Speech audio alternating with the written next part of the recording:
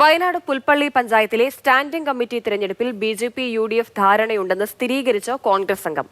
ബിജെപിയുമായി കൂട്ടുചേരാൻ തീരുമാനിച്ചത് പാർട്ടി ധാരണപ്രകാരമെന്ന് മുൻ ഗ്രാമപഞ്ചായത്ത് പ്രസിഡന്റും നിലവിലെ വാർഡ് അംഗവുമായ MD കരുണാകരൻ. സ്റ്റാൻഡിംഗ് കമ്മിറ്റി തിരഞ്ഞെടുപ്പിൽ 2 അധ്യക്ഷ സ്ഥാനം കോൺഗ്രസിന് ലഭിച്ചിരുന്നു.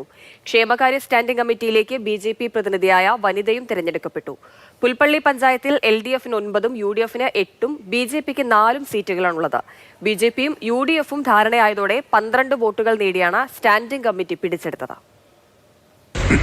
പുൽപ്പള്ളി ഗ്രാമപഞ്ചായത്തിൽ നടന്ന സ്റ്റാൻഡിംഗ് കമ്മിറ്റി അംഗങ്ങളുടെ തെരഞ്ഞെടുപ്പുമായി ബന്ധപ്പെട്ട് നമ്മുടെ പാർട്ടി നിർദ്ദേശമനുസരിച്ച് BJP-ക്കാർ അടക്കം കൂട്ടുനിന്നിട്ടാണ് നമ്മൾ ഇപ്രാവശ്യം ഈ പറയുന്ന 3 അംഗങ്ങളെ തെരഞ്ഞെടുത്തിരിക്കുന്നത്.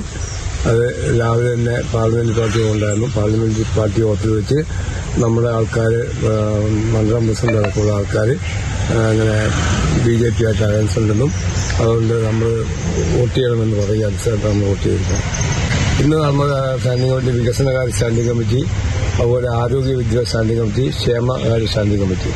ക്ഷേമകാര്യ സ്റ്റാൻഡിംഗ് കമ്മിറ്റിയിൽ നമ്മളെ BJP-യുടെ പ്രതിനിധി തെരഞ്ഞെടുക്കുകയും മറ്റേ വികസന കാര്യത്തിൽ കോൺഗ്രസിന്റെ സഹായം തെരഞ്ഞെടുക്കുകയും അതുപോലെ വിദ്യാഭ്യാസ ആരോഗ്യ സ്റ്റാൻഡിംഗ് കമ്മിറ്റിയിൽ കോൺഗ്രസിന്റെ അംഗത്തെ തെരഞ്ഞെടുക്കുകയും ചെയ്തു. പാർട്ടി നിർദ്ദേശം